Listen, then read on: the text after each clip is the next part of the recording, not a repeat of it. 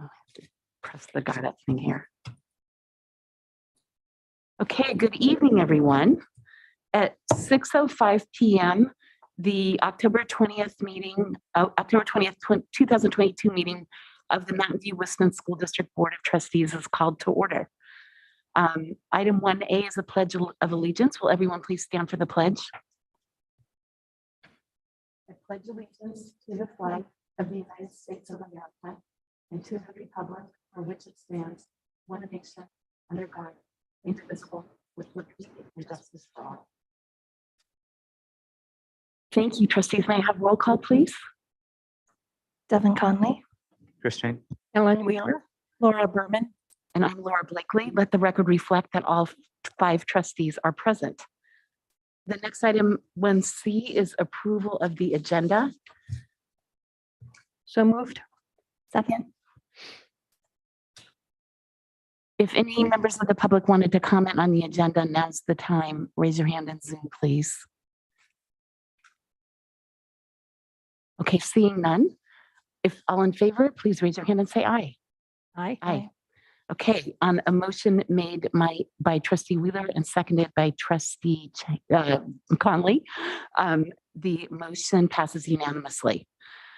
We will move on now to item 2, the opportunity for members of the public to address the board concerning items on the closed session agenda. If there are any members of the public wishing to address the board on closed session agenda items, please raise your hand in Zoom.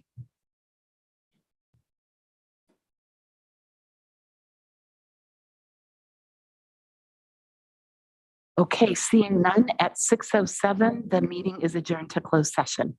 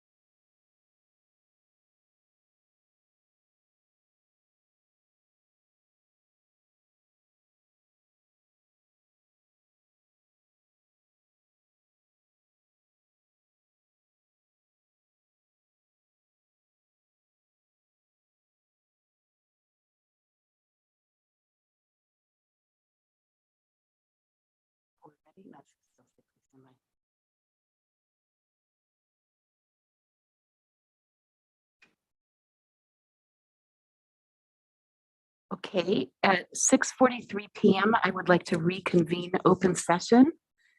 And item 4A is the closed session report. I'd like to report that in closed session, settlement agreement for student number 600134435 was approved by a vote of 5-0. This settlement requires reimbursing funding to student totaling $70,000 and fully resolves students' claims for 1 school year. Thank you. And before we move on to item 5, the consent agenda, I'd like to take a moment and ask everyone for a moment of silence to remember our Crittenden 7th grade student, Riley Santiago, whom we unexpectedly lost last weekend.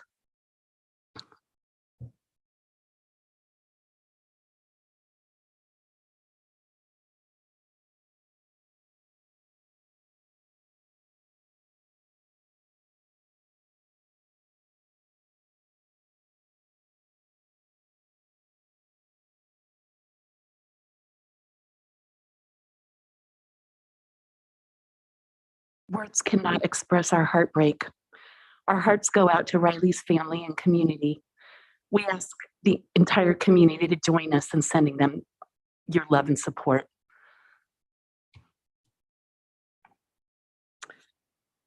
Okay, we will now move to item 5, the consent agenda.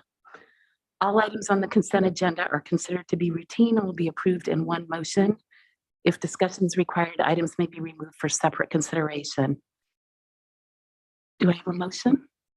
I make a motion to pass the consent agenda as presented. Second. If any members of the public wanted to comment on any item on the consent agenda, now would be the time. Raise your hand in Zoom.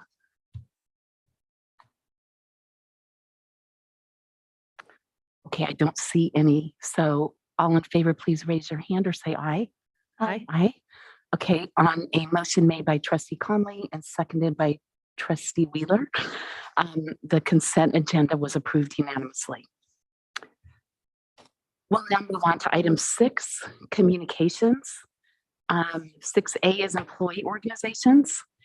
Are there any members of the public here this evening, or sorry, any members of employee organizations here this evening who would like to provide some comments to the board?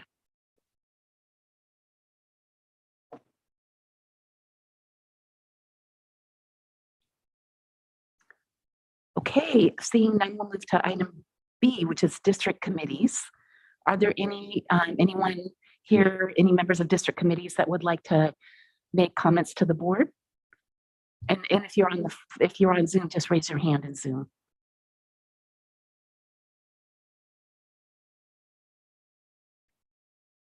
Okay, seeing none, then we will move on to item 6C, superintendent's comments.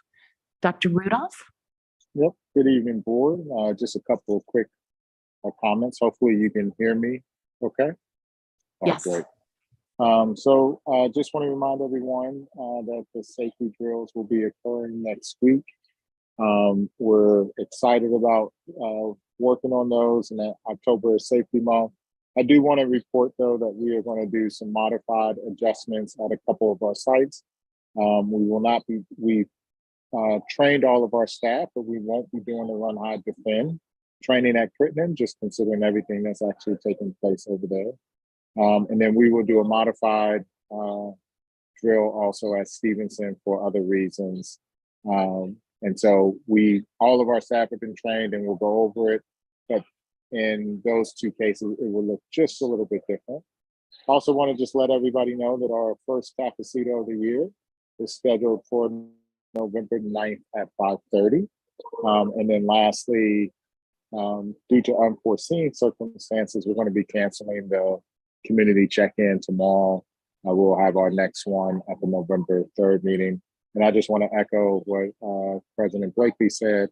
Our hearts go out to the Riley Santiago family, as well as his friends and the community members that knew him and that were touched by him. So please keep them in our prayers. Thank you, Dr. Rudolph.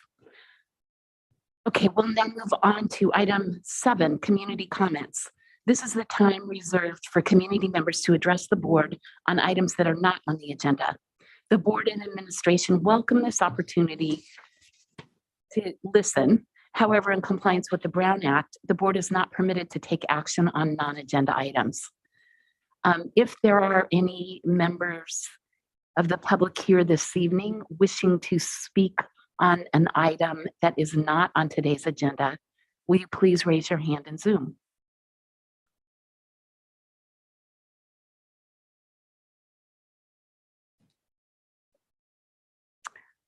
Okay, seeing none, we will move on to item 8, review and action. And A is equitable access to choice schools policy update. And we have Ms. Henderson, I believe, will be speaking to us about that this evening. Yes, that's correct. Thank you, trustees. It's Thank lovely to you. see you. So I'll go ahead and share my screen to begin the presentation. Of course, this is an extension of a presentation that started 2 weeks ago, talking about the board policy. We do have some other kind of tangential pieces that we're able to share with you tonight as well. Okay. Can everybody see my screen okay? I'll assume yes, unless there's unless there's a no. Okay. Sorry, could you hold on just a moment, please, Ms. Henderson? I'm sorry, Trustee Conley. You need to be on speaker view so that Director Henderson shows up when she's talking. Because right now it's the trustee showing up instead of the presenter. Good point.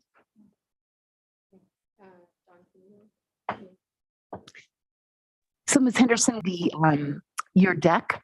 So I think you could go ahead, but while we try to make the adjustment to put it on speaker view, but please go ahead and proceed with the presentation. Thank you. Yeah, not a problem. And as always, we start with our connections to the strategic plan. All the work that we do, especially in areas of equity, are grounded in the strategic plan, specifically areas 5 and 3, where we're ensuring equitable access to resources. We're also ensuring equitable access to systems and strategies used to support student learning.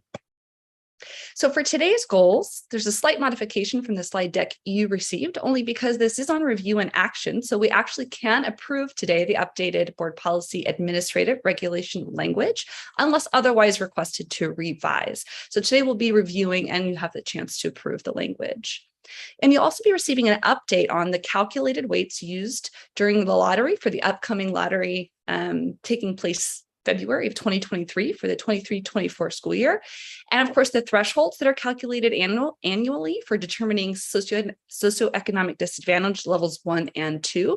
And we'll be talking about how we arrived at those calculations. Okay, so for the policy language, kind of the biggest part of this was looking at what's staying the same and what's changing. So some of it's staying the same and some of it is changing because we've decided on a modified tiered lottery. Some of that tiered language will stay the same. So in the original administrative regulation 5115 part B, sections 1 through 3 that detail the tiers 1 through 3 or 1 through 4 rather will stay the same.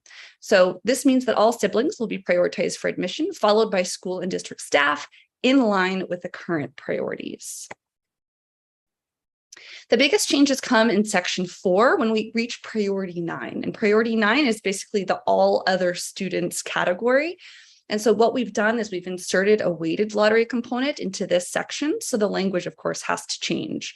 So for priority 9, once applicants of siblings and staff have been placed in the prior tiers, the weighted lottery will provide a boost for socioeconomic disadvantage in 2 levels, level 1 and level 2, using the extra entries method. There's a new overview, of course, of the weighted aspect of the lottery here explicitly stated in the policy language. And then in section 5, the number of additional entries, and so the amount of weights that these students will receive in both level 1 and level 2 SED will be calculated annually based on the applicant pool for the previous year to support the goal of parity with the district's overall population of socioeconomic disadvantaged students. Those methods of calculation and the thresholds themselves for SED levels 1 and 2 will be detailed in that particular section. And then, of course, how we assign weights to student groups will be detailed in section 6. So there's been language added. The methods and the thresholds for additional weights are also detailed in that section. And section 7 is kind of the rest of the students that don't necessarily apply to the criteria. So there's language added to describe the final priority group as all others pursuant to an inter-district transfer and new to either choice program. So just to make sure that all student groups are addressed in the policy, as was the previous policy. So most of the new language, again, is coming with that modified tiered lottery that starts to trigger at priority 9 after the sibling and district priorities are considered. And of course, talking about the wait list, socioeconomic disadvantage levels 1 and 2 students also receive a boost on the wait list because of the way that the weighted lottery is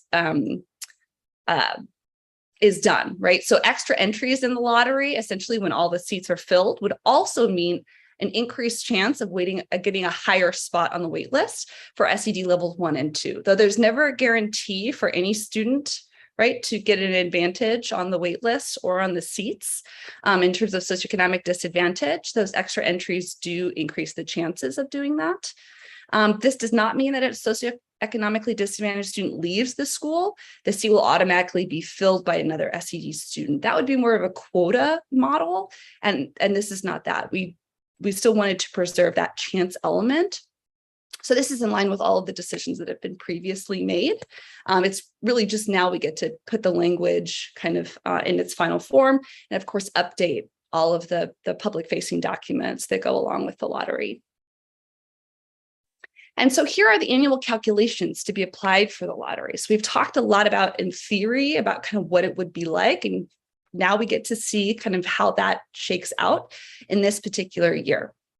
I will be coming back to the Board of Trustees every year, once annually, to review the calculations for each year because they are flexible and dependent on both the district population and the population of the applicant pool. So for SED level 1 students, so that's the highest need.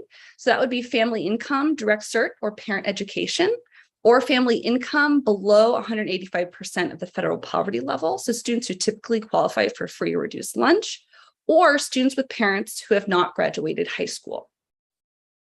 And then for SED level 2, this is the relative socioeconomic disadvantage. This is going to give us that wider net to cast, right, to capture more families on the margin, so that we can include them in our schools. Family income is half or less of Mountain View's median family income. So this is more of a local indicator. And as of the annual census data, that was 204,000 from last year. So less than half of that would be, the threshold would be $104,000 or less, regardless of household size, or students whose parents are not high school or college graduates. So it's just kind of widening that net so that we can include more families in this particular weighted category. The part that's specific to this year, of course, is that SED level 2, and that's because we took the annual census data from 2021-22 and are factoring it into this year's calculation. So again, that will also be flexible and will change every year and will be reported to the board annually. Okay. And so the weights for the student groups. So we used enrollment and applicant data from the prior school year, 21-22. And that's because we want to be able to publish with transparency kind of the weights and all of these thresholds and things like that before new families enroll. If we obviously were to use the most recent data, we'd have to capture that data, publish the data, calculate the thresholds, and then turn around and run the lottery all within about 2 weeks' time. So it wouldn't be reasonable in terms of sharing information and providing transparency for families, which is why we're doing it this way. So step 1 is to essentially determine the enrollment target for socioeconomic disadvantaged students, and that's to help ensure parity with the district. So we look at the previous enrollment for the overall district. So our target for socioeconomically disadvantaged students in any of our schools would be 27%, which is the average when averaging all of our schools. So that would essentially be the district parity that's our target. At this point, we already kind of noticed that one of our choice schools, Mistral, is already exceeding that threshold for socioeconomically disadvantaged population, and therefore doesn't really qualify for any additional weight for its SED students during the application process at this time. That, of course, is flexible and could change depending on both the applicant pool at the school and, of course, depending on the district average for that year. So this policy is flexible in that way, and that's something, again, that would be updated every year. And then step 2 is to determine the weights for socioeconomically disadvantaged students at eligible schools. And for this upcoming school year, the eligible school would be Stevenson Elementary School. So socioeconomically disadvantaged students level 1 and 2 would receive extra weight. So using the district parity at 27%, we've calculated that level 1 students would need to receive an additional 500% or 5 weights or 4 additional extra lottery tickets, basically, or 400%, meaning a total weight of 5 in order to achieve parity with the district in the applicant pool. And for SED level 2, what the board decided last time was to take whatever it is for SED level 1 minus 1 or 100%. And that's how that SED level 2 would be calculated. So for this year, because the SED level 1 students would receive a total weight of 5, our SED level 2 students would receive a total weight of 4, which is, of course, 5 minus 1. These figures will again change every year based on the applicant pool and district enrollment of the previous year. Okay, so the next steps for tonight is I'd love to get your feedback on the policy, if there are any, what revisions, if any, need to be made.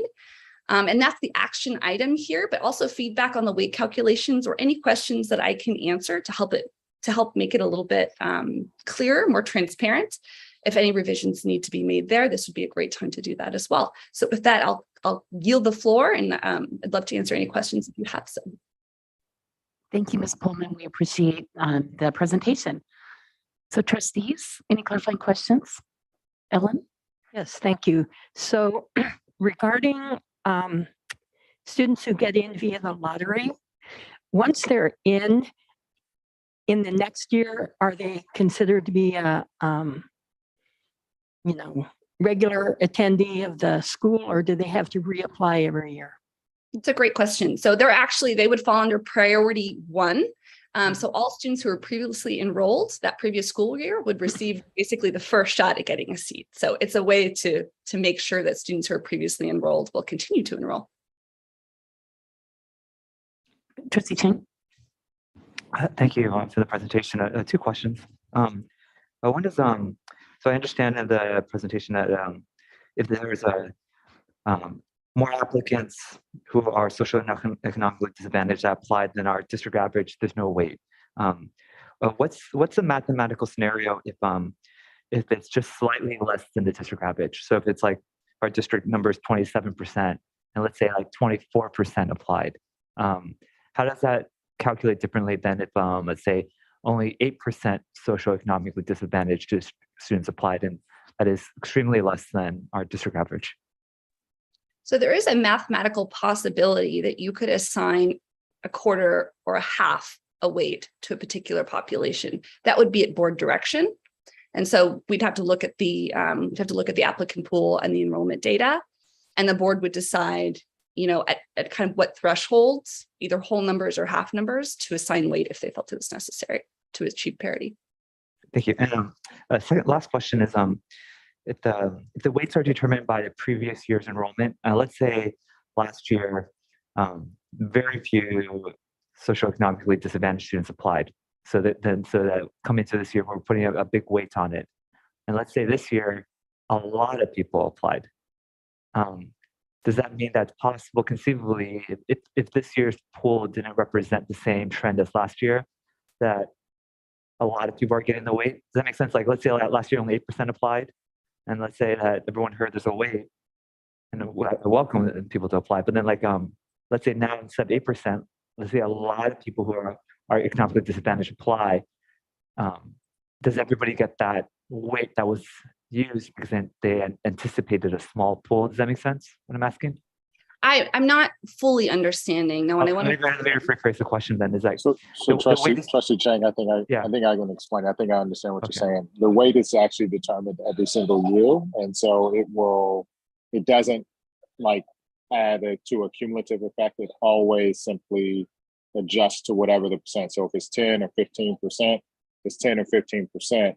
If Stevenson falls below in a percentage, obviously that is what will add a little bit more, but it's always going to be the exact same percentage no matter what. So whatever that year is, if 2031 is 10% and then 2032 is 15%, that adjustment at the end of the year when we report it out or right before we start the lottery that we report out will always be reflective of whatever the percentage is. It's not, you don't get more lottery choices because lottery always changes. What you will see though is that the wait list will be impacted in a different way, and that, as Ms. Pullman mentioned earlier, that wait list will sort of contribute as students start to say yes or no or decline or go to private school. And so that's where you may see a large adjustment based off of the number of people who are applying.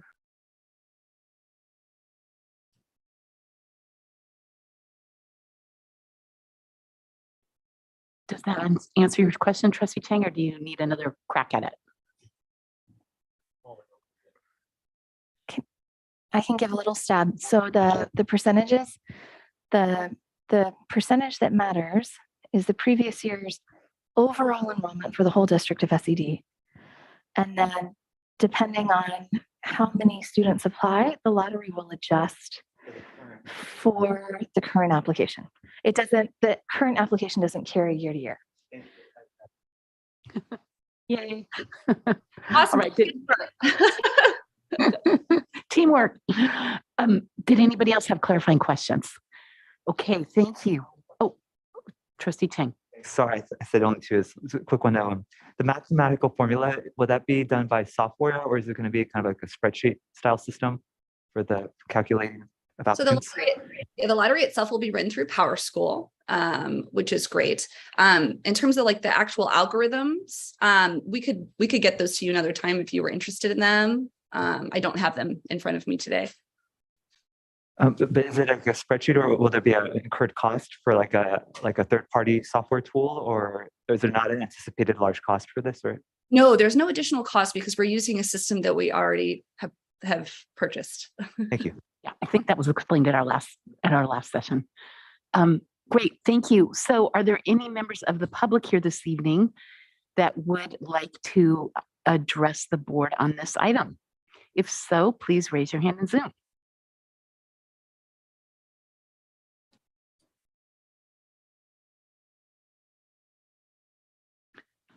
Okay, I am not seeing any. So trustees, do you have feedback for Ms. Pullman? Trustee Conley? Thank you. Thank you, Director Poland, again for the presentation. I am just so thrilled that we're going to vote on this tonight and it's going to be in place for the coming school year. This is something that we have needed to do for a long time. We've talked about for a long time. I'm really inspired by it. And I appreciate all the work that's gone into this behind the scenes to help come up with a system that is flexible and responsive and is going to hopefully increase the socioeconomic integration of our choice schools. So thank you so much. Trustee Berman. Just to add on to that, I echo what Trustee Conley just said. I was looking back at some of my notes from the spring presentation, and I appreciated so much the rocks that our district highlighted of things that we need to do to sort of create or remove the barriers that exist for our community. And there were issues around registration and enrollment, issues around communication, supporting structures for families, cultural and language barriers, and community perceptions. And while we still have some work ahead of us, I'm really confident in the leadership in our district and helping us tackle those barriers.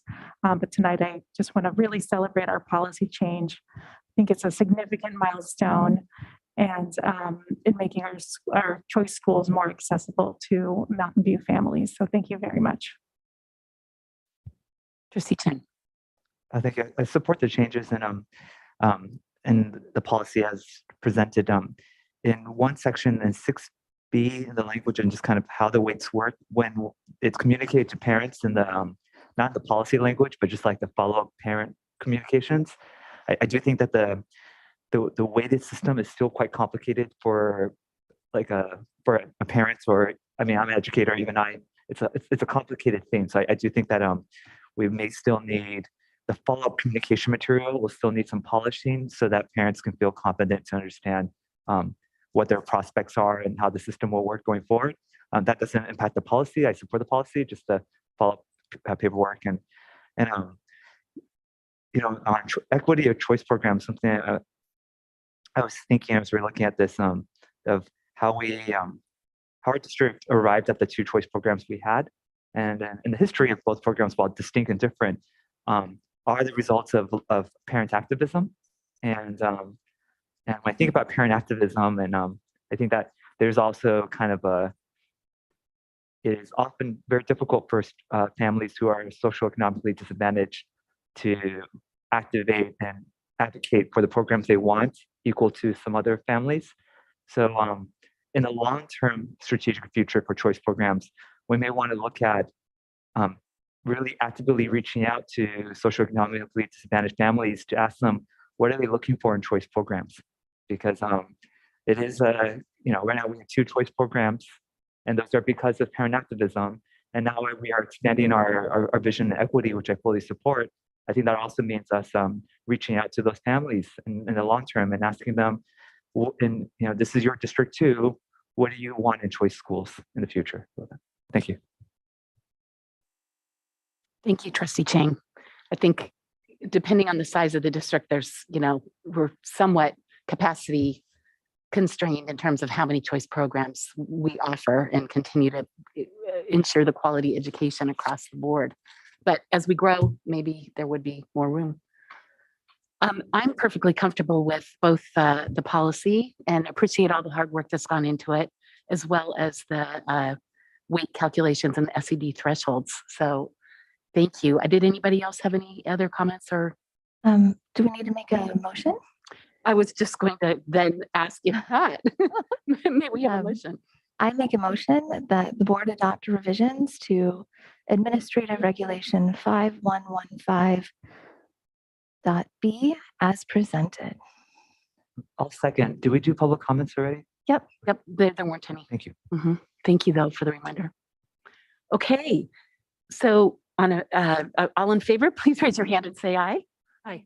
Aye. Okay. On a motion made by Trustee Conley and seconded by Trustee Chang, the I don't have that cover sheet in front of me. The equitable access to choice schools policy proposals were AR 0.5115B as presented were unanimously adopted. Thank you. And I believe we are now back with Director of Equity again, Ms. Pullman, speaking on item 9A, significant disproportionality, and CCEIS. It's quite a mouthful. I know, lots of acronyms and lots of complicated language. So I look forward to explaining that in a little bit more depth today. All right.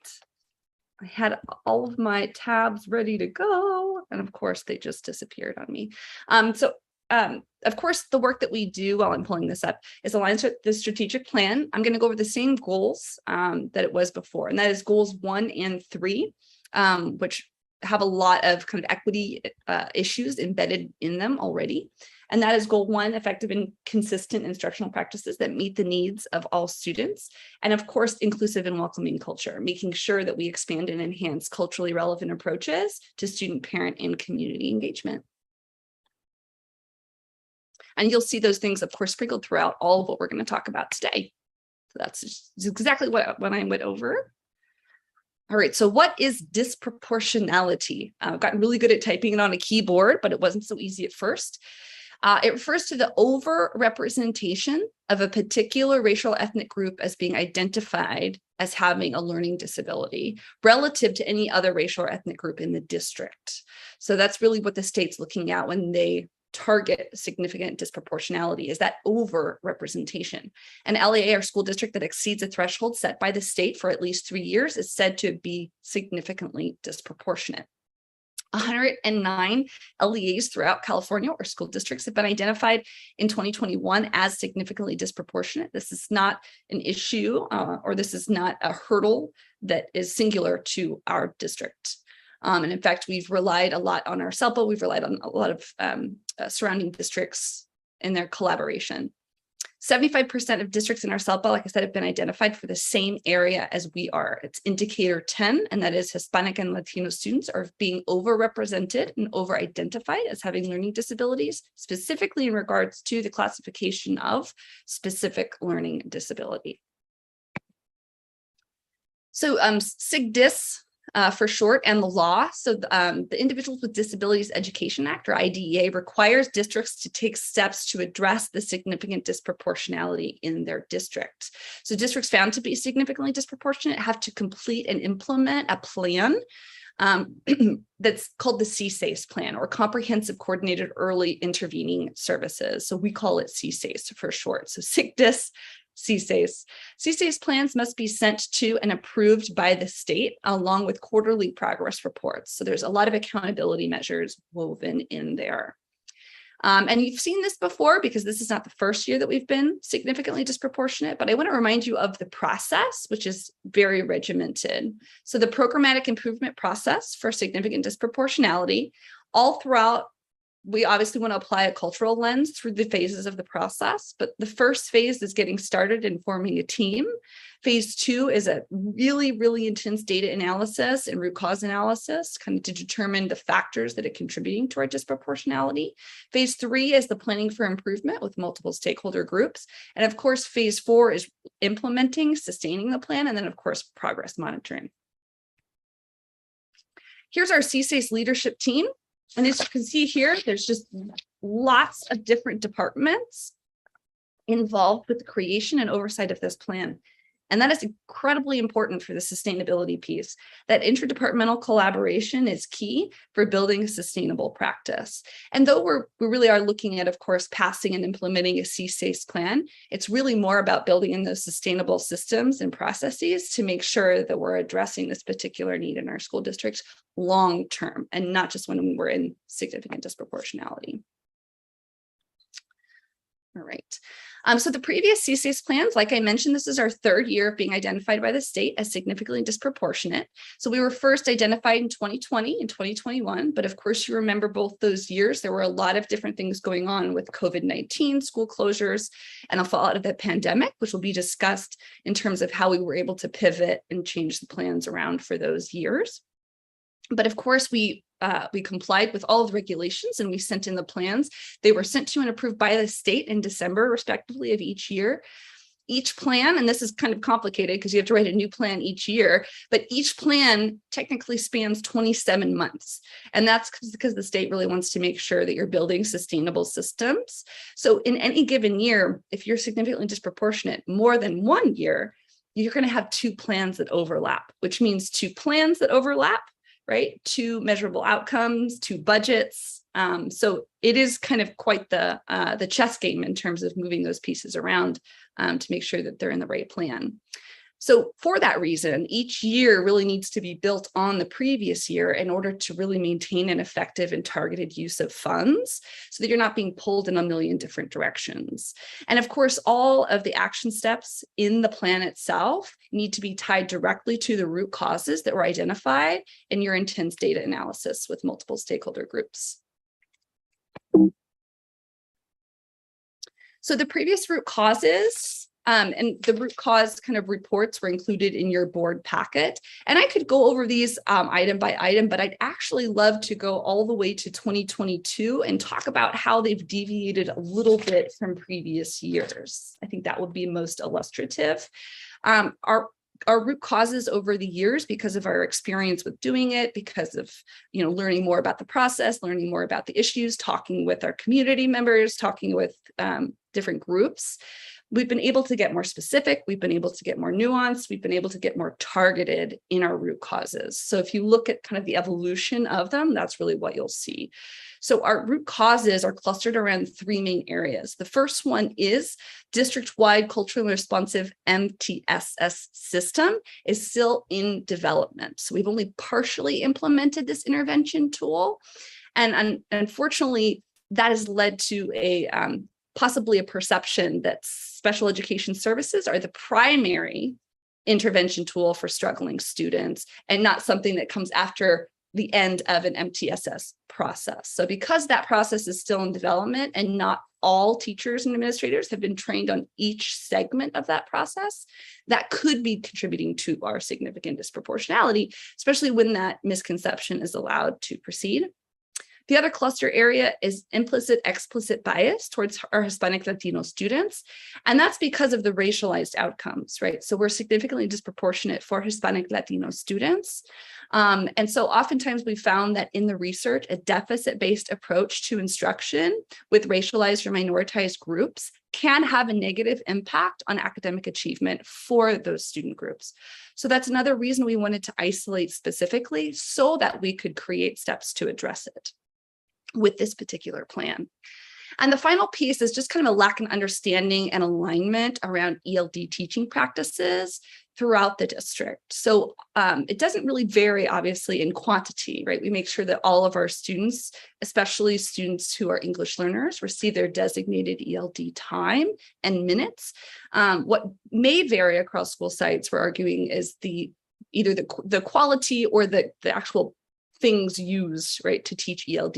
We've done a ton of work this year, and Director Chang has done a lot of work on reframing our ELD practices and providing extra support. So we look forward to continuing those efforts with this plan to keep focusing on the area of English learners. And we'll be talking about why English learners specifically when we look at the data that we were able to analyze. So this is, of course, the proposed root causes for 2022. But you're more than welcome to look back at the previous root causes for 2021 and 2020, and you can see they've just become more specific and robust. And then our previous activities for 2020 and 2021, it was really difficult that when the state rolled out this particular process because it was in the time of COVID and school closures. So we couldn't really get any external pieces into place to address this specifically. And of course, all of our capacities were maxed to the fullest. So our 2020 activities were COVID affected, as were our 2021 activities. We did revise both our 2020 and 2021 plans so that we could account for the changes along the way and still continue the same kind of work. So we brought along in 2021 Stanford Centers to Support Excellence in Teaching. Of course, that has an acronym too. It's CSET. And in 2020 and 2021 was really the planning phase. We were just really getting a handle on, kind of the areas that we needed to address and listening to all of the expertise and ideas of the people at Stanford Center to Support Excellence in Teaching. So we really co-created activities that we plan to address disproportionality with, but to strengthen our understanding of the current ecosystem. So it wasn't really getting into schools and classrooms because, of course, we couldn't. What happened a lot during that year as well was the MTSS strategic planning, the byproduct of which we've actually seen this year, which is that universal data protocol that we've been able to roll out and the upcoming MTSS review team rollout that's coming along as well. And in 2021, we continued that work on the exploratory phase with Stanford's team. We're getting ready to actually get them into schools, which is a wonderful thing. So CSET's coming to do classroom observations and interviews and collect data, ultimately to form an academic advisory panel with people in the Stanford's Center to Support Excellence in Teaching, whose specific expertise is supporting multilingual learners. And of course, the continuation of our MTSS initial phase rollout. Because those budgets and plans overlap, it's important that we have an overlap of activities each year, which is why you don't see any dramatic shifts, but really just enhancements to programs. So for CSAS 22, our proposed activities is a continuation of our work with CSET in the exploratory phase with direct in-classroom data collection, interviews, shadow days, and then that academic advisory panel where they can look at all of that data that's been collected and start to craft some ways forward. The MTS initial phase rollout with the Universal Data Protocol happened, and then we look forward to the MTSS review team rollout as well. Also part of the plan is looking at our documented, our hard copies of things like SST 504 handbooks, all of which are a byproduct of the work we're doing on MTSS. And we also look forward to our work related, which is like an equity policy, and which is the derivative of the equity framework and scorecard that is being worked on this year as well. So there's lots of pieces that are kind of interwoven, but that also helps with the sustainability piece. So the budget for CSAS plans. So when you are identified as significantly disproportionate, you are required to set aside 15% of your IDEA funds to implement activities in the plan. Now the funds are highly restricted. So any money that you use has to be directly towards an activity in your plan that you have previously been approved by the state, and each activity has to be connected to a measurable outcome and a root cause. So it's all very specific. The budget for this year for implementation is 162,211, but again, that budget is to be used over a 27-month period.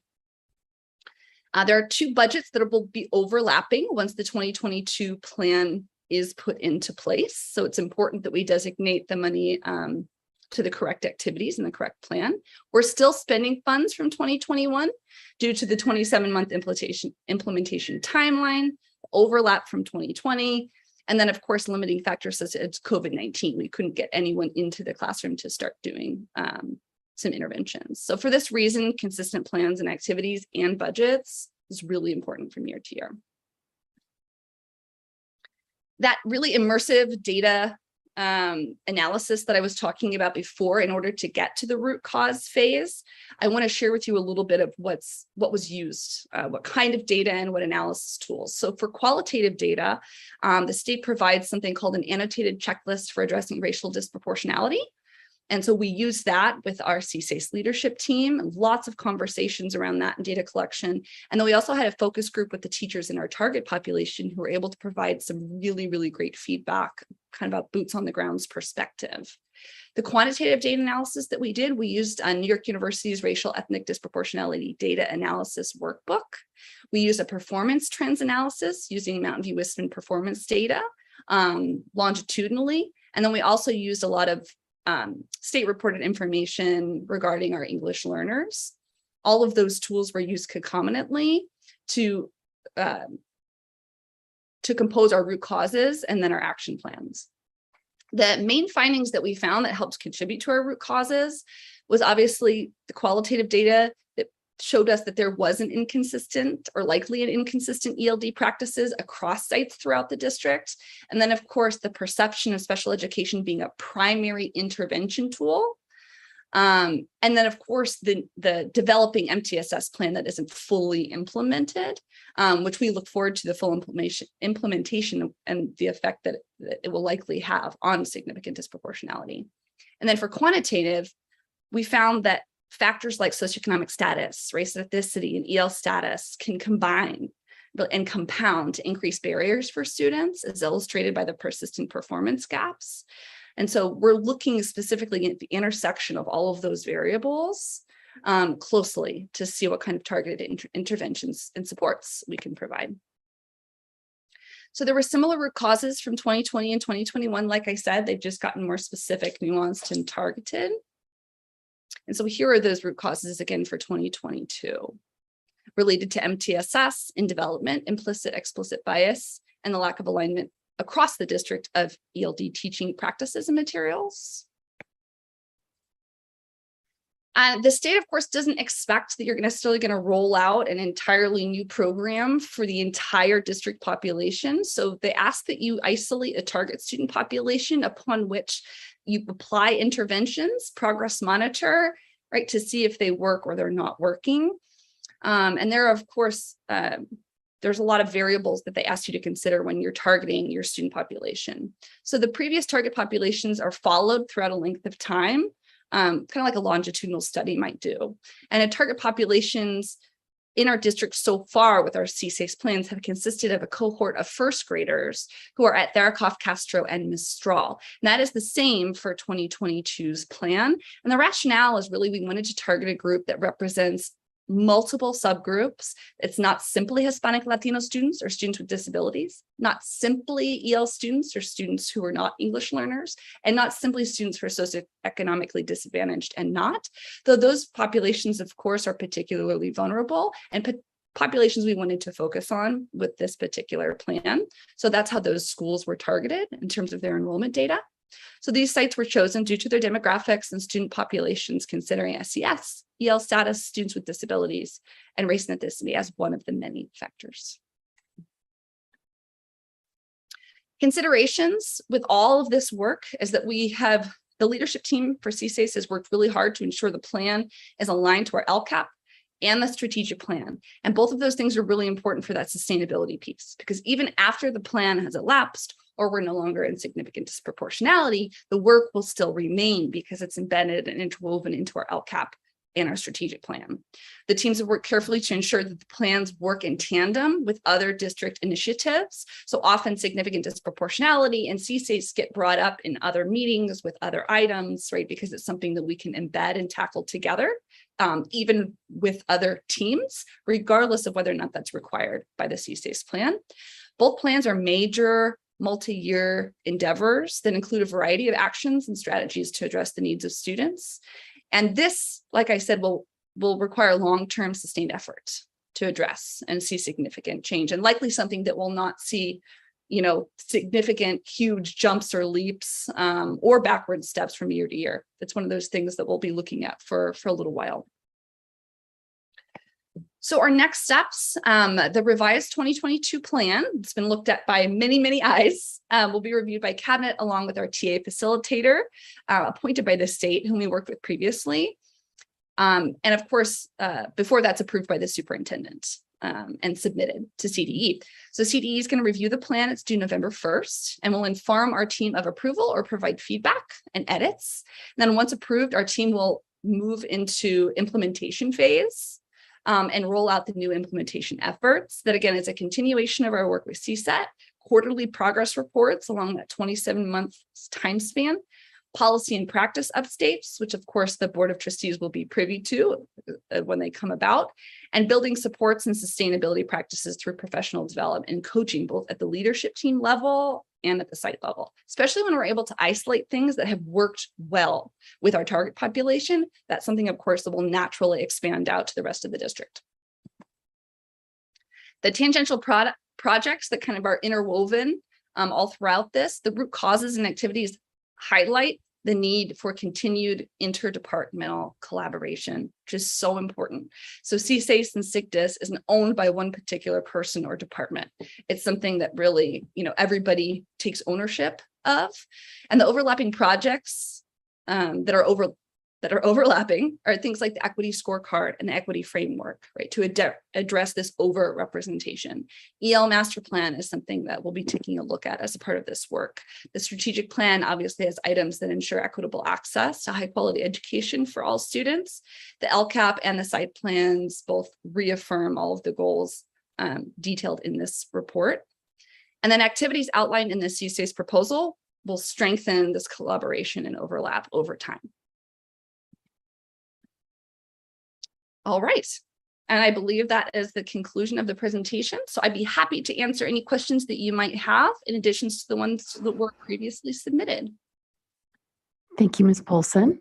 I see Trustee Conley has questions. I have some too. So please go ahead. Thank you. Thank you, Director Pullman. So my first question was coming from trying to understand one of the tables that was in the questions from trustees under Question 2, the composition index of students with disabilities by race and ethnicity. I mean, it's kind of hard to fathom. Does 50% of our Hispanic Latino students qualify as special ed? Is that what that means? No, that means that 50% Okay. of our students with disabilities are Hispanic Latino. Okay. And only 10% are white and 5.6% are Asian. That's correct. So there's a significant proportion of students who aren't in any of those groups who are special ed. That's true. Our category of multiracial has expanded and contracted over the years, and there's a lot of other designations that families choose. So that part is kind of, but those are the three main populations that we. Okay. Okay. And then my second question. So, it's been over a decade since I taught in the district, but when I was a teacher here, something that came up in my understanding was around when students were identified for services, qualifying for assessment or special education services, it was often tied to their academic outcomes and whether or not they were 2 or more years behind their grade level. Is that still the case? I hear parents talk about it a little bit. Is that still the case? Are we looking at academic success as an indicator for whether or not a student qualifies? And is that in part tied to the SIGDIS? Or has that shifted in the district? I think the most appropriate person probably to answer that question. Director Jimbo. Yes. Yes. So I think for, in general, a lay understanding of eligibility for services lies in academic, how far, behind academically a student is.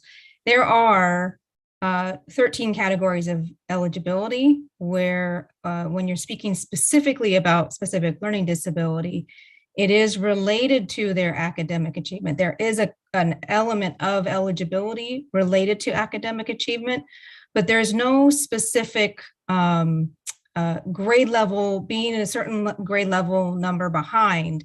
It is based on the data of the psychoeducational assessment and either a pattern of strengths and weaknesses or a significant discrepancy between ability and achievement. So there's other elements to that qualification, but to that specific eligibility area, it is tied to standardized academic achievement scores. Okay, thank you. Any other questions, trustees? Trustee Chang? Thank you for the presentation. In drafting the disproportionality service plan, it has. Are there communications with the high school districts in that? I see the high school district is also required to draft their plan. So, what levels of coordinating between us and them? There hasn't been any coordination up to this point, so not at this time. Thank you. I had some more just lower level questions. When you talked about the CSET shadow days, is that where a teacher would go with CSET to observe other teachers, or is that like the CSET people are observing? What does that mean? Great question. So that would be the folks from Center for Supportive Excellence in Teaching actually just being kind of fixtures in the classroom and shadowing the students. Okay. And then my other question, thank you. My other question was, when you were explaining about the target student population and that we had cohorts of first graders from 3 of our schools, is that all the first grade, like the whole first grade class in each of those schools? And then, so because we're in year like 3, like basically it's now first, second, and third grade at each of those schools? Okay. Yes, that's correct. And what's important with that is when we submit those update and progress reports, we make sure to take data from the correct cohort so that we can see interventions applied with this plan in this year have made this effect. And I'm going back a little bit in time, but before we were looking at cohorts for other things, 5 years ago, do we track the individual students so that when some leave, they fall out, new ones come in, we don't measure them, or do we kind of look at it as a whole? We look at it in the aggregate. The state doesn't require us to follow individual students that specifically. Okay, thank you. Any other questions, trustees? Trustee Conley? Thank you, President Blakely. I did have one more question around, I'm assuming that this plan is going to come back to us for an update later in the year after approval and as implementation is being carried out. And when that does happen, since we have 3 years of cohorts that are already within the plan that we're tracking outcomes on, would it be possible to get some of that data about year to year, how those cohorts are performing as we've been moving forward with the plan? In part, I know we're still kind of early in the implementation and it's only partially implemented, but in part to kind of build our base framework as trustees going forward for understanding in future years, being able to follow that progress as well. We can definitely look into that. Thank you. Trustee Chang. Thank you. A question about in gathering data on the causes of the disproportionality. Could you describe more about the opportunities for parents of Latino students to get feedback in the drafting of the plan? Yeah, so in obviously this is our third iteration. We've had lots of different data analysis. So we've had parent focus groups in the past, we've had teacher focus groups. And then of course we use the qualitative data of our leadership team and teachers, and we also use the quantitative data. So over the 3 years, we've had really all stakeholder groups involved in providing feedback about these issues. Thank you. I am now going to open this topic up to members of the public to comment. If anybody would like to comment on this item, the significant disproportionality in CSACE, now that I know how to pronounce that, would you please raise your hand in Zoom?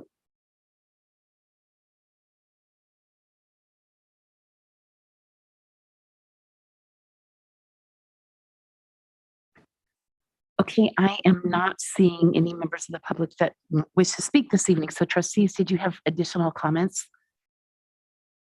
I did want to say that I am really pleased that we're working with, I just jumped in there without being called on. I made eye contact. I hope that was okay, President Blakely. That we're working with CSET at Stanford. It's an excellent organization, and being able to bring in a research team to really, and teacher development team to really work with our staff is a wonderful opportunity for all of our teachers and our district team. So I'm glad to see we're doing that, and I'm looking forward to continuing that in the future. Thank you, Trustee Berman. That's already on. So thank you for the presentation. I want to say that when I looked over the root cause analysis that was shared in the board docs, I felt like it was very revealing, very honest. And I think, to make real change, you really have to look at those brutal facts about your data and what you need to do next. And I think that as we heard tonight, there's a lot of alignment in the work ahead with our strategic plan, and that's shows that we have a very thoughtful plan in place that's going to make a difference for our students. And I think it's going to make a difference here, especially I think the culturally responsive teaching, as much professional development as we can provide our staff around that, and the multi-tiered systems of support that will really define the interventions, the supports that are in place for students at all tiers. I hear from parents of struggling students who hope their child receives or qualifies for special education because they see that as a way for their kids to get extra support. They don't recognize that there are alternatives. And then there's disappointment when they don't qualify for special education services. And they're really frustrated. So I feel like I'm thrilled to see that we are implementing the MTSS systems. And I think as much as we can communicate those support levels to our parents so that they understand that their child not qualifying doesn't mean that there's no support, that there's just a different type of support because they have different needs than someone who would qualify for special education. So I think those things coupled with, supporting our parents with what they can do at home to help their child will definitely improve outcomes for students, because every parent wants better outcomes for their child. So they just want to have the tools and the resources to help them at home. So I think all the things that I'm hearing tonight, coupled with that parent support and parent education, will lead to the outcomes that we hope to see. Well said, Trustee Berman. Trustee Chang? Thank you. Thank you for the presentation. I asked a question about the high school district. I was reading through the high school district's disproportionality service plan. So they have to do this too, and they're on the kind of same time cycle. And it was interesting in their plan that they one of the things that they were suggesting to themselves at MVLA was needing to coordinate more with us, and in particular in their Latinx focus group, that community, the parents themselves particularly highlighted a request to coordinate more with the K-8 districts. So I recognize in the MBLA, there's been a lot of change in leadership of who's running special education. So I think that as they're having new people in charge of the department up there, the high school districts, coordinating with us may sometimes, it might be in their plan, but they never even reach out to us. Maybe because I think they've had like 2 or 3 people cycle through during the course of drafting that plan. Separate from that suggestion, I do know that when education studies are done on disproportionality, while I recognize we must have a plan because we lose funding if we do not. There are studies that do show that while students of color are disproportionately identified as as designated needing with a disability. That said, there's been really interesting research that shows even though they are disproportionately designated, they are underserved in receiving actual special education services, or underserved in, I'm not saying us, just as a national trend, underserved in having accommodations actually provided in a classroom. So the equity thing is kind of, it's a little deeper because it's not just if we don't designate, or if we don't over designate, we solve an equity issue. There was an interesting national equity issue of, yes, more students were designated, but lesser students were actually getting those services on a national level. Thank you. Any other comments? I appreciate the report and I appreciate the hard work, and I love the fact that it's a whole team effort. But as you pointed out, Director Pullman, of all the different members of the different departments. And I'm really glad we're doing this. I mean, some of these problems have been going on, since my kids started in the district in the early 2000s. The implicit, explicit bias and the deficit-based approach, it's just a perennial issue. So I'm really glad that we're taking an unflinching hard look and putting together such a robust plan, as Trustee Berman said, in concert with the strategic plan and working through the MTSS curriculum and rollout. So I'm hopeful that this is going to pay dividends for years to come for our students. Okay. And thank you. Yes, I was actually just going to suggest that before we move on to item 9B, the update on funding options, that we take a 5-minute break. And so at 7:46, we'll go on break and we'll be back in about 5 minutes. Thank you.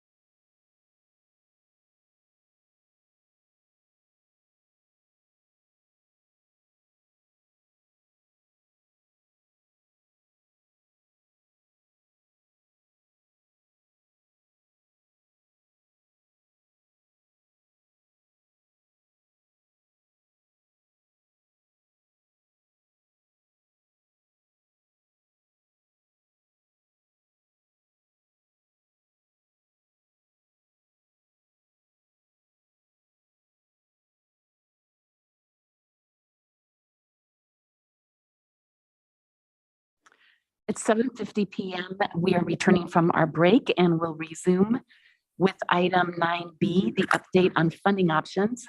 And I believe Dr. Rudolph and Chet Wang of KeyGent will be presenting to us this evening. Oh, and Dr. Westover. Oh, she came, she went. Welcome. Please proceed. Good evening, trustees. I want to introduce Chet, who will be talking about different funding options, including GEO bonds and a COP. So this is the third part of our conversation that we've had. So we've talked about, we've discussed the Mello-Roos, we've discussed Shoreline, and now we're talking about other funding options. Thank you very much. And good evening, Dr. President Blakely, trustees, Dr. Rudolph, and community. I'll go ahead and share my screen. This presentation is also part of the agenda. Can everyone see the information in front of us? Yes, Okay. thank you. So we'll start with just a quick overview of the two main financing vehicles available for California school districts. The primary ones being general obligation bonds and certificates of participation, both vehicles of which the district has taken advantage of in prior issuances. Starting with general obligation bonds, just to recap, these are the most common debt financing method used by California school districts, and they come at the lowest possible borrowing cost because they are the most secure source of repayment, being property taxes levied on assessed valuation within district boundaries. Because it does levy a property tax, bonds do require voter approval. And when voters approve a bond measure, they specify 3 items: the bond authorization amount, for example, issuing $200 million for projects, the project list, so how you spend your proceeds, whether it be on upgrading facilities, technology, performing arts center, for instance, and then what the estimated tax rates are. And there are limits under Proposition 39, which I'll cover on the next slide. So under Proposition 39, which is the primary authorization by which most districts pass their bond measures, you do need 55% voter approval. There is a tax rate limit of $30 per bond measure. That's not in aggregate. So districts very commonly have multiple bond measures, each with their own $30 tax rate. It requires 2/3 of the board to approve. So 4 of the 5 members would have to authorize proceeding with a Prop 39 election. The elections can only be held on regularly scheduled election dates. So the upcoming opportunities would be the state primary and the general election in 2024. Bond proceeds can be utilized for various construction of facilities, modernization, replacement, furnishings, and equipment, and that does include technology. Prop 39 also has additional oversight, as you know, from your Citizens Oversight Committee, and also the financial and performance audits conducted annually. Whenever we look at a bond program, the starting point is what are the district's needs relative to how we can raise funds for those needs, the needs, the scope, the cost, the timing of accessing proceeds. And then we'll look at each of these individual constraints in more detail on the next few slides. Assessed valuation is the value of all taxable property within district boundaries. It includes residential, commercial, industrial. It excludes nonprofits, government, schools. And the assessed valuation within the Mountain View Wisman School District has been very strong and fairly stable over the past few decades. The most recent year of growth is 9.9%, just shy of 10%, bringing the total district assessed valuation to about $38.3 billion. From an annualized growth rate perspective, very strong annualized averages. Your 20-year average, 6.8%, your 30-year average, 6.6%. And whenever we size a bond program going forward, we make assumptions as to what future growth might look like. And these historic averages, while they don't predict the future, do inform what could be possible as far as future growth projections look. Interest rates, as you can see on this chart, interest rates since the beginning of 2022 have increased pretty considerably on the supply chain constraints, inflation. You're seeing that in higher oil prices, food prices, construction prices. And the Fed has been very aggressive in raising rates in order to combat and bring down this record inflation. This chart's important though, because even though rates seem high today from a relative perspective, we are pretty much where we were in 2019.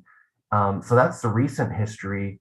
Going back even further, we're still near historic lows, notwithstanding some of the pretty dramatic short-term increases. So I think that's going to be some important context, because whenever a district does issue a debt financing, the lower the interest cost, the more cost effective for either district taxpayers or the district general fund. Here is what a hypothetical bond could look like under a Proposition 39, utilizing a $30 tax rate. We're going to assume higher than market interest rates, about 5 to 6%. These variables can all be toggled, assuming future assessed valuation growth rates of up to 4% versus the district's historical averages closer to 7%. We generate about $311 million, and this scenario can be toggled. We're assuming equal issuances. It could be 3 issuances, it could be 4 issuances, it could be larger Series A, smaller Series B. So here's a starting point which shows what $311 million looks like for a Prop 39 election under a new $30 tax rate. Visually, the tax rate would look like this, where the first series of bonds would utilize tax rates up to the $30. We drop that tax rate, and when the district needs its Series B or second series of bonds, we layer that in with Series C and Series D, such that in aggregate, it may be a more level $30 tax rate.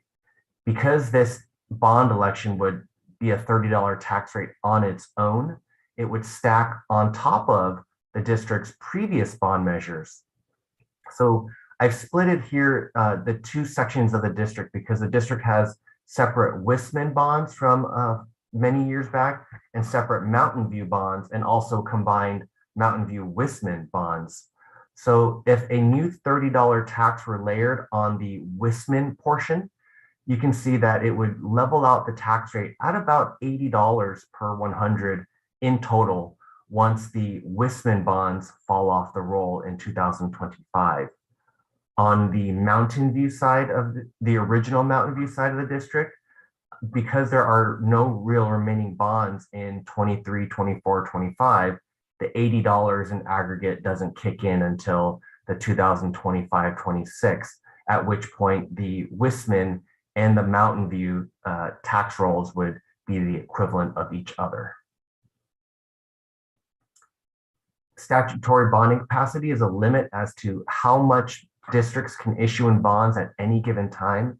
It has no bearing on what you can ask voters to approve. We just need to be below the statutory limit at the time we issue any series of bonds. That's calculated as current assessed valuation multiplied by 1.25% less outstanding general obligation bonds. So this resulted in $211 million. And actually, we just issued $100 million very recently. So that has an impact to the equation as well. If ever needed, waivers can be applied to from the State Board of Education, and they are regularly granted for districts that are issuing general obligation bonds.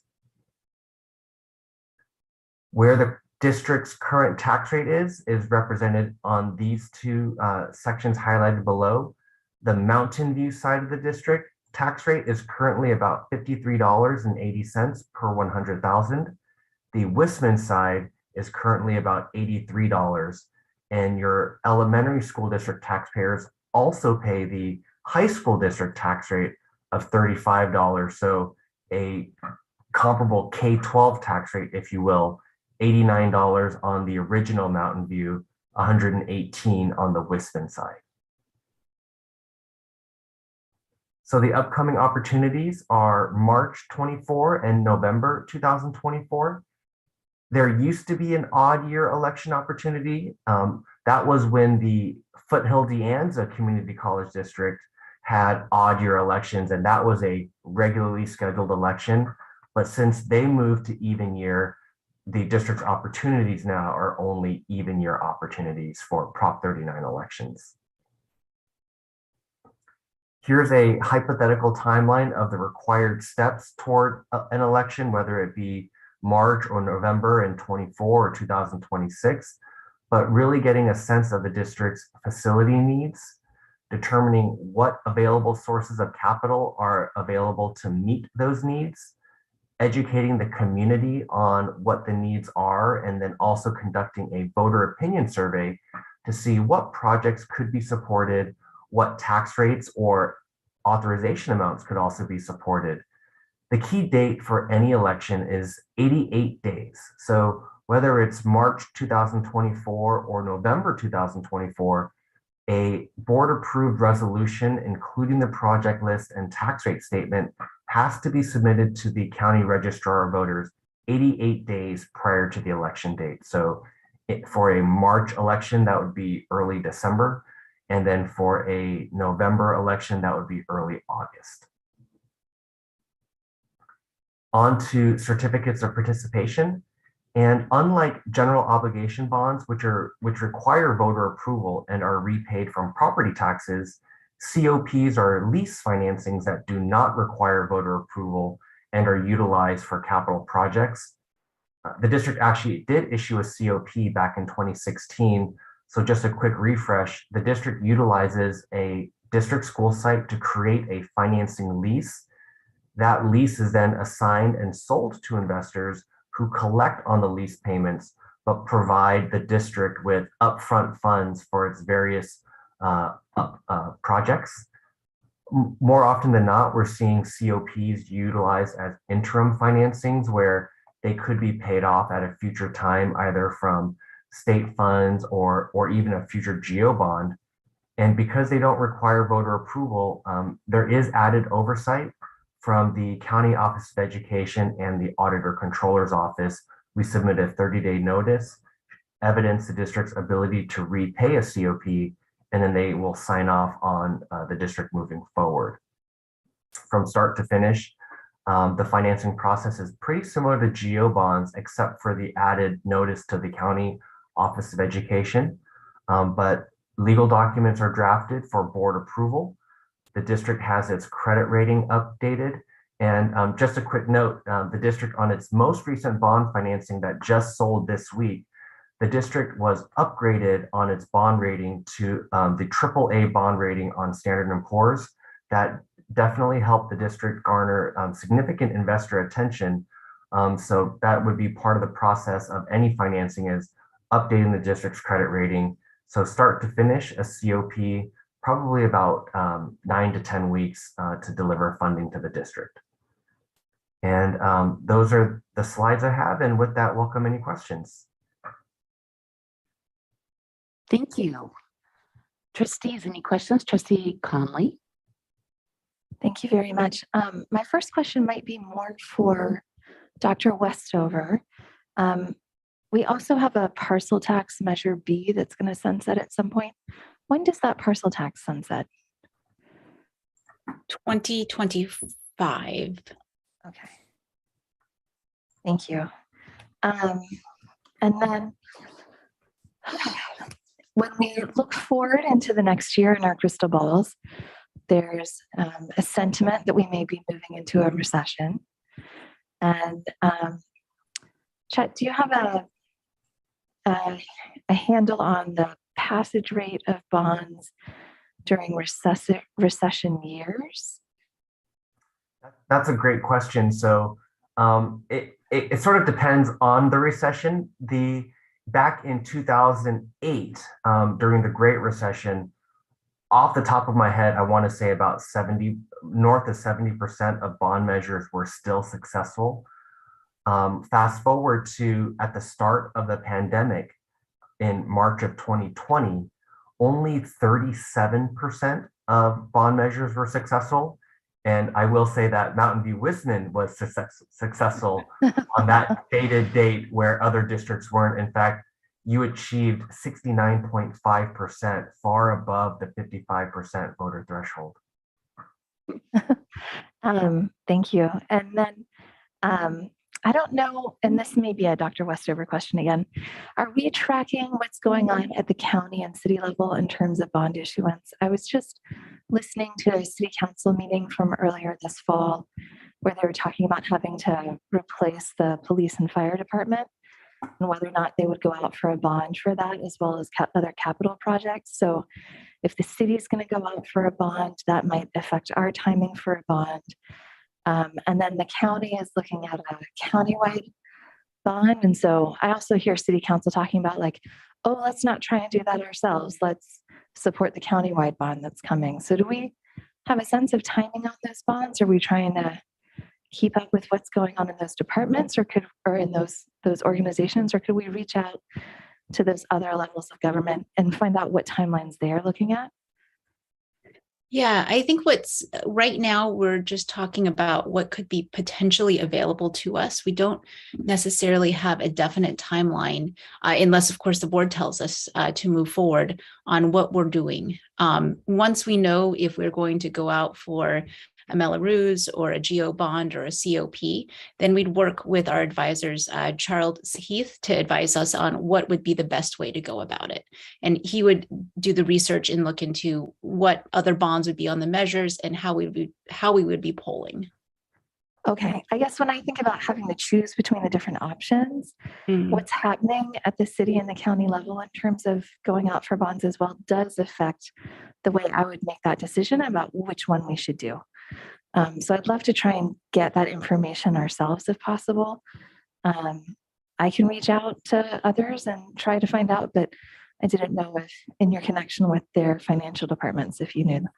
Yeah, we could definitely give them a call. I think it might be more helpful if we determine maybe timelines and when we might go about doing this, but definitely can reach out to my counterparts to see what they're planning. But it probably would be more helpful once we know the timeline and decisions that need to be made in the future for future growth. Yeah, I think they're ahead of us in planning. So I think they may have a better idea of their timeline. So that information may be available. Thank you. I have a question. The first item on the illustrative election steps for the bond is update district facility master plan needs assessment to identify and prioritize potential bond projects. And as far as I'm aware, that what we are really looking to is fairly far out on the timeline. It is the ability to acquire necessary land and or, for the most part, construct new school facilities for all of the new housing that it is anticipated will be built. But it's not something that we need like in 2026, for example. Correct. Am I correct about that? And have you ever seen master plans that go out, 20, 30 years that bonds are implemented today and like a sinking fund or something established, or how does that work?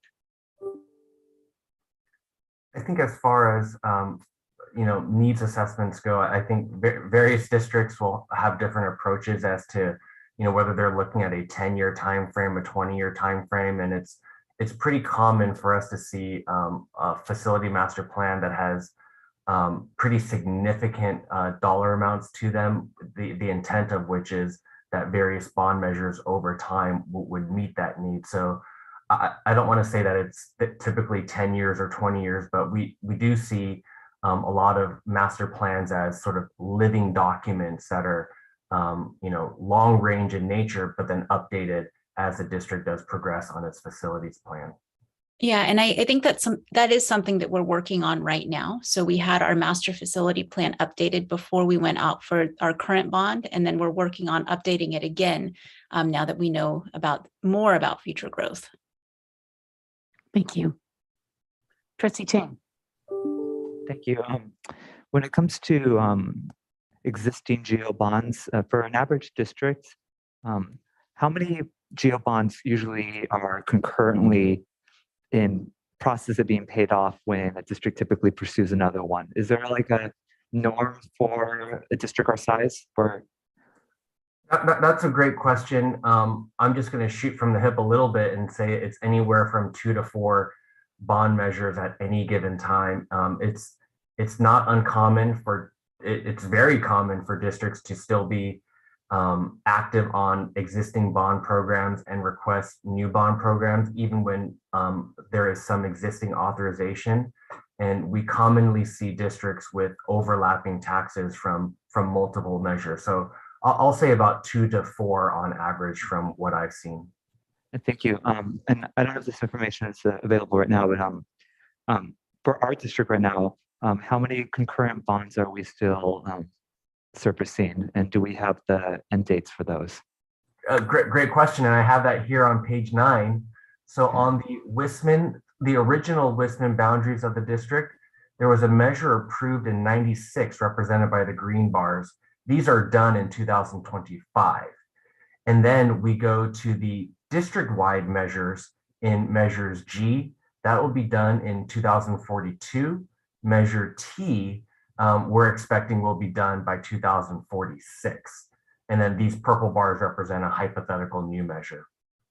On the original Mountain View side of the district, the 1998 Measure A bonds will be fully paid off by 2024.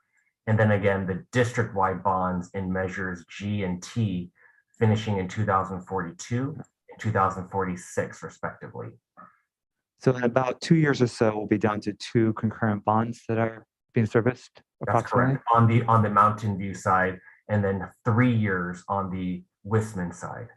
Thank you. And one last question about COPs. You mentioned that many districts are pursuing COPs as kind of interim funding. When they do that, what is the typical kind of cost to service kind of funding through that method? And if they're seeing that as an interim funding and then pay that off with a future bond or something or some other funding source, what's the transaction cost for usual typical app to initiate a COP? That's a great question. So the repayment terms for a COP are very flexible. So if you thought, some districts will say, we're going to pass a bond in 2 years. And the IRS does allow districts to capitalize the interest payments for up to 3 years, so that there would be no impact to a district's general fund for the first few years. And then if a bond is successfully passed 2 years from now, that entire obligation can be paid off from an issuance of GEO bonds without hitting the general fund. That said, other districts will let interest or annual debt service be serviced by whether it's developer fees, if that's allowable, or existing capital funds. And then depending the structure and the nature and the markets that we're in will determine what the estimated interest rates are on COPs. Would you mind going back to slide 9 again with those bar charts? So the two with the 2 different districts side by side, or the halves of our district, the purple shows it says 2024 bonds, So but it doesn't start till 2026. That's right. The purple on these bars here are what a hypothetical new tax would look like on top of the existing previous bond measure. So these purple bars do not currently exist. Right. No, I understand that. Thank you, though. But the purple starts in 2026, but it says it's a 2024 prospective bond. That's correct. So how does that work? We pass the bond, but we don't draw down on it until we don't sell. Correct. Yeah. So we're tranches. able to pay whether an election happens if an election happens in November 24 or March 24, there is a bit of a time skip between when the county is able to set a tax rate for that bond, not knowing what date is set in stone. I think there is a strategy as to when you can amortize your payments, and knowing that the Wisman side has their final payment in 25, rather than put $30 here we Mhm. intentionally delayed it until 2026 to smoothen out that tax rate. But it could be the case where the first year is 2025. That's definitely an option. And that was intentional on our part to not spike the tax rate. Right. And my recollection is that I'm sorry, please go ahead, Dr. Westover. No worries. I think it also, if we go out for a bond, it doesn't necessarily mean that we have to issue the bonds. So if the voters approve it and in a few years we determine we don't need it yet, we don't necessarily have to issue right away.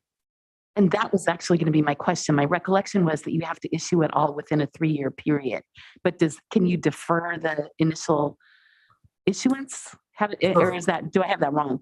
No, that's a great question. Let me clarify that. So if voters were to approve $311 million, there is no time frame by which you're required to access that. You could wait 100 years and then issue $311 million. Once you do issue some portion of that, whether it's 20 million or 100 million, that starts the 3-year clock on the IRS requirement for tax-exempt bonds to spend 85% of those proceeds within a 3-year time frame, just for the portion that's been issued. Thank you for clarifying that. Trustee Wheeler? Yeah, so here's the political question.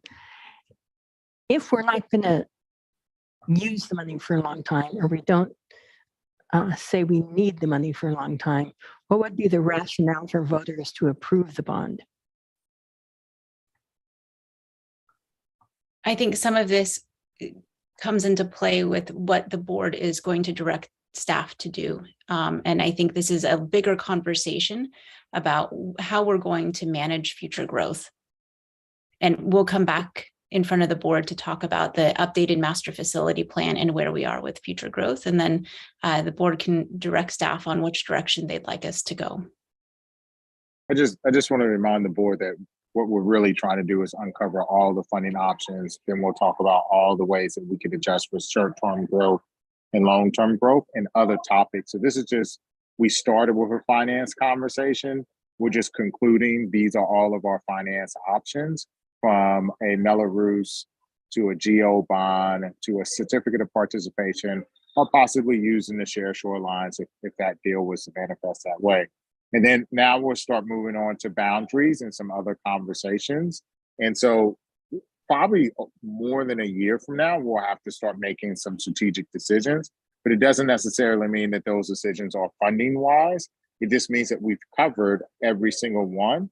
And then in the event that the board directs us that a GO bond is the way that goes, then we need to hire a consultant who does that and work with Keegan. And so there's a whole process that goes with it. But it's really, it's us unearthing all the options that we can explore and sort of moving from there. So it's more of an academic exercise as opposed to staff looking for you to direct us to go for funding. However, if you do say that's what you want to do, then that's an adjustment that we'll make. I think that's helpful. Did that answer your question, Trustee Wheeler? Yes. Trustee Chang? I have a question about what on the possible success of a GO bond and for voter behavior. Do voters pay attention to like the breakdown of their property tax bill and deciding whether a bond will pass? And the reason I ask is that I do notice for our community on the property tax, while GO bonds are not itemized, our elementary school district is the largest line item on our property tax bill, versus for communities like Cupertino that also have an elementary and high school district. Their elementary school district isn't the top item. Like for them, their high school district and their college, and they're all like actually equally heavy on their tax bill. But for us in Mountain View, it's like when I was looking at different property tax bills for different homes across our city, like the elementary school district is like big, and then the high school district hasn't really done that much, so it looks really small compared to us. And do voters go that granular when they're, should we be concerned as in we're evaluating a success of a GO bond, that we are the highest already on their tax bill? Is that something we need to factor in? Can I just interject for a moment? Yeah. I believe our high school district has only done 2 bonds ever. Yeah. One was in the 1990s and one was maybe 2018. Yeah. And so they just don't, they've had a lot of funding. I understand that, but haven't I'm just needed saying it, that so- when on the bill, when the elementary looks disproportionate, does that impact the voter behavior of our success in evaluating this as a funding option? I think that's something that the strategist could chime in on. That how the elementary tax looks relative to the high school tax. What I will say is, with any given property tax bill, the largest amount is going to be the 1% general levy, and $30 per 100,000. It would be a smaller percentage of the total tax bill, but as to the relative differences between high school versus elementary, I would defer to the expert, Charles Heath, on that. Trustee Wheeler? Yeah, I'm not an expert, but I have an answer. But one thing is, to get back to Mount View Los Altos High School District, they also don't have a parcel tax. So, and we all benefit from that when we pay our property tax bill. But you ask who pays attention to this? A lot of people pay attention to it. We hear about it at every single election, and for some people, it's a big issue. So you have to be prepared to, provide, good answers to voters. Trustee Conley? Thank you, President Blakely. When I look back at slide number 9 as well, do districts typically make an argument about trying to maintain a certain tax level? Because that's kind of what this illustrates, is that we would bond to our maximum capacity, but are we essentially losing possible funds to support our students in programming and capital costs if we do not go out for a bond based on the capacity that we have? That's more of a strategy question, but in prior bond elections, being able to maintain or extend a tax rate versus increase a tax rate has definitely been a message that's been better received by the constituents that would ultimately pay the tax. So not increasing taxes is definitely a stronger message than increasing. Thank you. And I would totally concur, just based on my more limited experience with bond and tax measures in this district, that is very true. Trustee Chang? So follow up to Trustee Conley's question about because that chart has the 2 separate historic districts that merge into us. As in, when we phase out those 2 geo bonds are about to be fully serviced. Is that how that $30 hypothetical number was generated? As in, if we were trying to come up with a number that would say, this is where we'd be at, your property tax will not increase. Is that where we got that initial number? No, actually, it just happened to work out that way. This scenario is purely illustrative.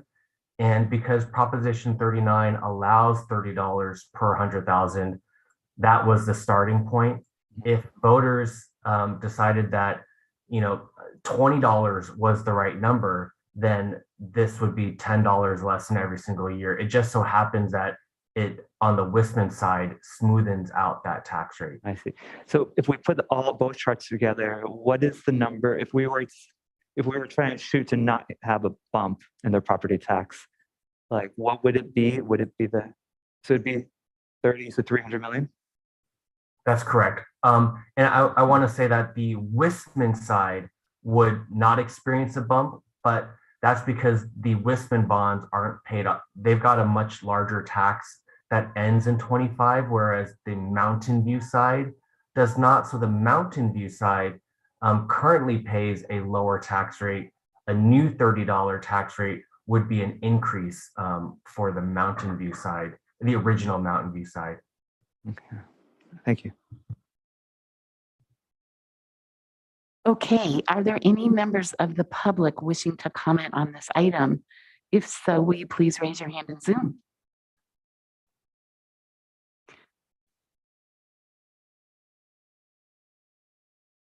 Let me get another moment. I do see one hand. Okay, Bill Lambert, when you see the timer, you'll have, oh, it may be just a moment, but you'll have 3 minutes. So please unmute yourself and speak.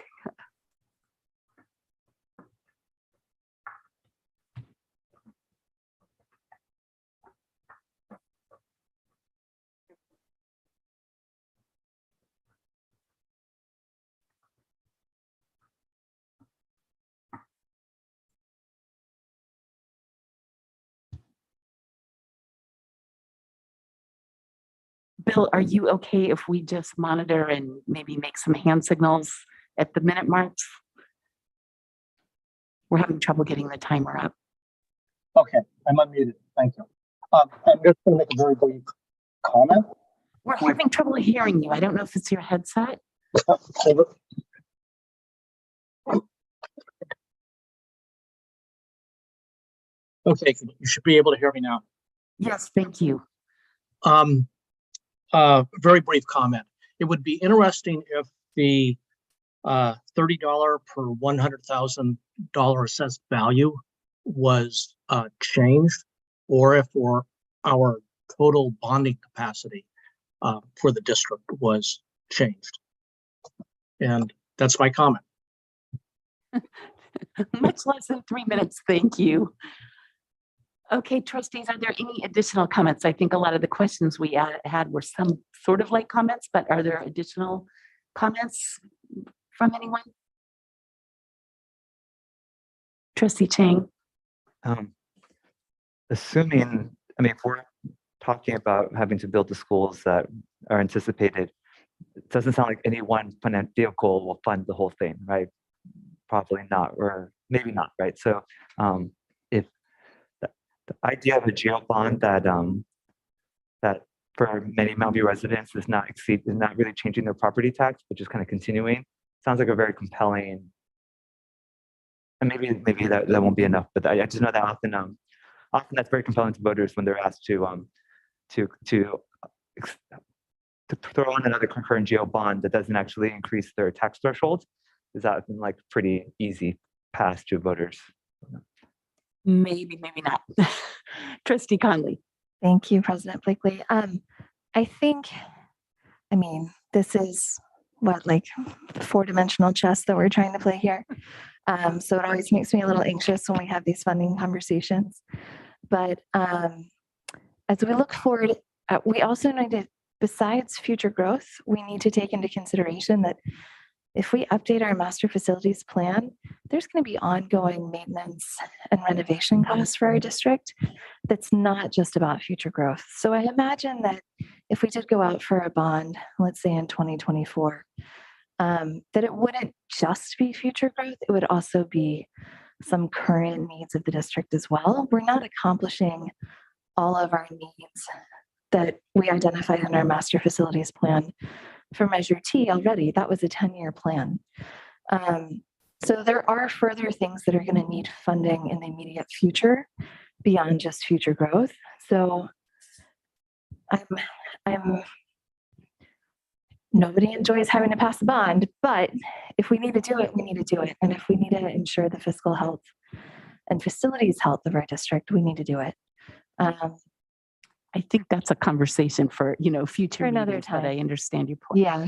And then I really emphasize finding out the timing of when other government agencies whose taxes impact our residents, when they are going out for bonds that they're already talking about with more finality than we are, is going to be important in how we play that 4-dimensional chess and when we go out. It is a 4-dimensional chess game, and I think the urgency of the need is often what voters listen to. So it will be interesting, Trustee Chang. And just giving, like, I know that we're just this discussion, but I always just share for the administration that I personally would be really, really reluctant and nervous to do another COP. Of all the funding options, that's the one that impacts general revenue, or that not directly, but least funding, like that funding would be general revenue if it didn't go to a COP. So in my mind, that's general revenue, right? Because that's stuff that could teacher retention, teacher pay, things that impact kids directly. So as we're looking, as the district's presenting us plans to fund student future growth, for me personally, I would be, COP would be a really hard sell for me as an option. GO bond seems to be most appealing. I would though argue that that I feel like that we still have some time. I mean, where I feel like there's we have pockets of our community who are a bit sour on our current bond process, and I feel like doing some community building and redeeming. And if we are looking at doing a GO bond in the presidential election, then I think that then now we need to start mending those fences. Maybe fence is the wrong word, but mending those community relations is really important, because if we're shooting for like a high voter participation election, which is what I hope, presidential election is not that far away. I don't even know, maybe that timeline's already maybe we're already past 2000, I don't know when is the next big, like when it was put on the calendar of like, what are we looking at? But if we are looking at doing a GO bond, I really think that we need to start doing community relations to talk to people who have been soured in the last bond.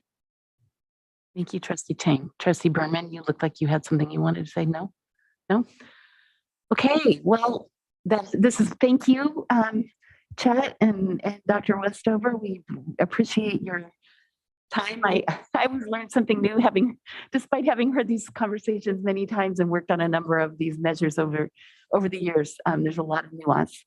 It's a helpful reminder, and for those who aren't familiar, it's instructive. So thank you. Let's see. We now have item 10, board updates. Does anybody have any updates for us this evening? Okay, I sent some to Ms. Villalba. Thank you. Okay, then item 11 is items for future agendas. Dr. Rudolph, I'm not sure if you're still with us, but if you are. Okay, did we have any of those? We do. We have a request that the board reviews and updates our district AR 5144 discipline. The current administrative regulation includes the use of recess restriction by a teacher as a disciplinary strategy. As the American Pediatric Association, APA, writes, recess is a crucial and necessary component of a child's development, and as such, it should not be withheld for punitive or academic reasons. And remind me, our process is we discuss this and see whether 3 people want to put that on the agenda. Is that? Yep, that would be it. Thank you. It looks like Trustee Conley would like to discuss this. Yeah, I'm willing to give a little bit more background on that. So around like 2012, 2014, this was something that was spoken about more broadly by districts, and a lot of districts started looking at making this move to stop having teachers use recess as a disciplinary tool. I think what we have right now is just CSBA boilerplate, and it doesn't necessarily match the practice at all of our school sites, and it doesn't necessarily serve students well to have recess withheld. But we're just a little behind the curve. So this wouldn't be a huge undertaking. It's literally one sentence in the entire policy. So I don't think it would take a huge amount of staff time to look into and then possibly update the AR. But it's something that I hope other trustees are interested in. As a CSBA rep, have you addressed this with them to change the statewide? No, but I'm going to reach out to them about it for sure. Did you want to speak, Trustee Berman? You look like you were. Sorry, and then we'll do Trustee. I just wanted to clarify. So this is just making that change to the existing policy to update it with what's in line with the recommendations from the Pediatric Association. Is that correct? Yeah, it's just removing that one line from the policy. That sounds reasonable to me. Trustee Chang. I think question maybe with Dr. Rudolph or Trustee Wheeler. I recall this item had come up in the past in a board meeting, and we had teachers talk about how they use this, and they were using that time to meet with students to do intervention. Dr. Rudolph, or does anyone have memory of? I remember this this thing came up in discussion and we had feedback from the educators in the district. I don't know if it was many years ago. My memory's a bit foggy. I don't know if Dr. Rudolph, do you recall in your 6 years if this No, was something that teachers? That would predate me. So that's at least 9 years ago. It was a long time ago. Okay, thank you. I don't remember it either. So do we do a straw poll or what do we take a vote? Okay, so everyone in favor of making this change? Okay, there you have it, Dr. Rudolph. I mean, to bring the All right, changes. I mean, to bring it, sorry, to add it as a future agenda item. Okay, the next item is item 12, future board meeting dates. That's in the agenda. I think there's still some, we're looking at the 8th versus the 15th for that meeting, given the fact that Bill Lambert will not be sworn in, cannot be sworn in, and well, he won't be sworn in until the 10th. So maybe we'll bring that. Trustee Wheeler. Yeah, I'd like to get this, I'd like to have an understanding of when the board meeting date is for a regular meeting in December, because I'd like to know whether I'm expected to be there or if the second meeting in November is my last meeting. Right. And I also think that Bill Lambert would like to know when is his first meeting. So it's confusing to me. I've talked to a couple of people about this.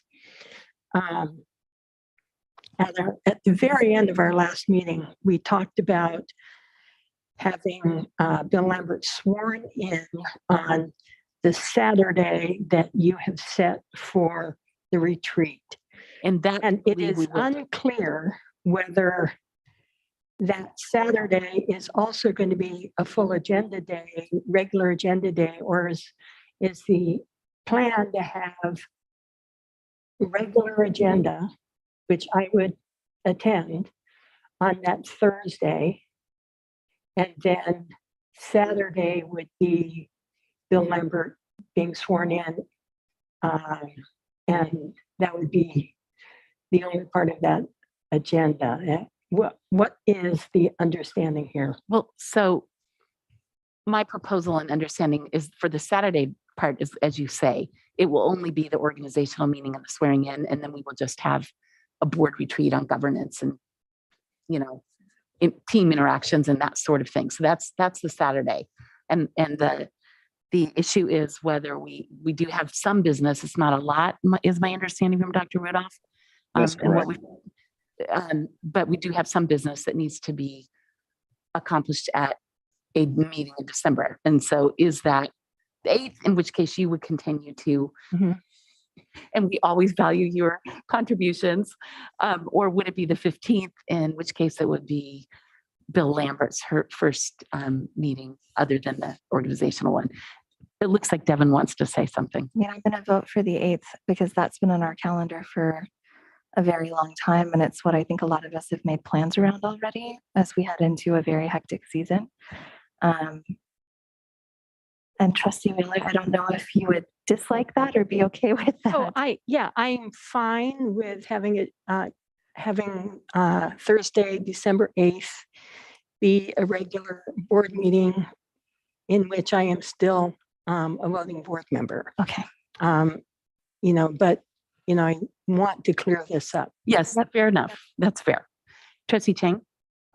I mean, if I can just ask a very practical question, I think the public would want to know is if there are members of the public who wish to come and thank Trustee Wheeler for the years of service, which meeting do they come to? Because that's like a really big, I think that thing can't be a secret. We need, people in the public need to know, because a lot of people do want to come and say something. Totally true. And that's the question. The answer to this will drive that. Okay. And if my understanding is correct, and you might know this better than I do, Trustee Wheeler, MVLA's meeting before their turnover, I think their last meeting got moved to November 17th. Same date in November is our meeting. Yes, it did. So if, say, some of us wanted to go celebrate, well, we might not be able to go celebrate them, but if some of them want to come celebrate you, they won't be able to do that in November, but they could in December. All fair. So shall we stick with the schedule as presented? And President Blakely, so just for the public's record, so December 8th would be the meeting they would come to, if they wish to recognize. Yes. Okay. And at least currently that they would be coming on Zoom. But we can decide, I suppose, if we wanted to open it up to the public. You can't, this is an agenda. So you. Okay. So you Thank don't you, have Dr. to- Rudolph. Yep. Going out and into the Wild West. Okay, but we will leave the future board meeting dates as presented on this schedule, but with the exception of the December 10th. Oh, it does say special meeting. So that the special meeting part will be the swearing in of Bill Lambert, and then just the board retreat, which I guess is always a special meeting anyways as well. So, okay. Well, with that, at 8:41 p.m., the October 20th meeting of the Mountain View Wisconsin School District Board of Trustees is adjourned. Thank you, everyone.